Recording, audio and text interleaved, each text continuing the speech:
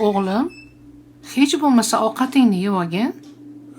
Onajon, iltimos meni tinch qo'yinglar. Assalomu alaykum. Va alaykum Vaalaykum assalom. assalom. Kel. Nima bo'ldi, tinchlikmi? O'rtog'ing 3 kundan beri mana shu xonaga kirib olib, chiqmayapti. Kelinga ham javob berib yoribdi. Menga qara, o'zing kirib bir gaplashib chiqmasang bo'lmaydi. Hozir. O'zim gaplashib chiqaman.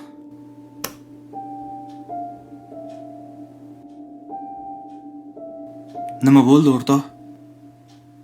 Men o'lib bo'ldim. Borib ko'mib kesing bo'ldi. Esing joyidami sani? Nima bo'ldi o'zi? Bundoq tushuntiribroq odamga o'xshab gapirgin. Afsuski siz bolali bo'la olmaysiz. Nimaga? Sizda gormonal o'zgarishlar bo'lgan. Bolaligingizda. Bolaligimda bo'lgan bo'lsa, hozir davolasa bo'lsa kerak. Davolasa bo'lar edi, agar sizni 12 yoshgacha olib kelishganida. Afsuski bolaligingizda sizga bee'tibor bo'lishgan. O'shaning uchun organizm o'sadigan yoshdan o'tib ketgan. Buni qayta tiklash iloji yo'q. Endi kech. Ayolingga nega javob berib yubording? Uni aybi nima? Unda ayb yo'q. Bir umr bepusht er bilan azob chekib yashaganidan ko'ra boshqasi bilan baxtli bo'lgani yaxshi.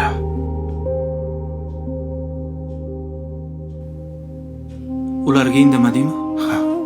Ularga nima deyman?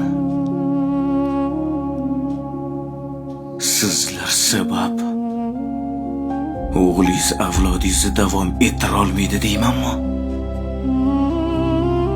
Yoki hammasiga sizlar aybdorsizlar deymanmi?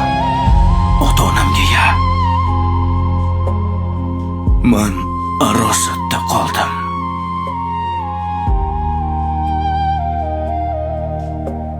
O'rtoq, farzandlaringga e'tiborli bo'l. Endi esa ket.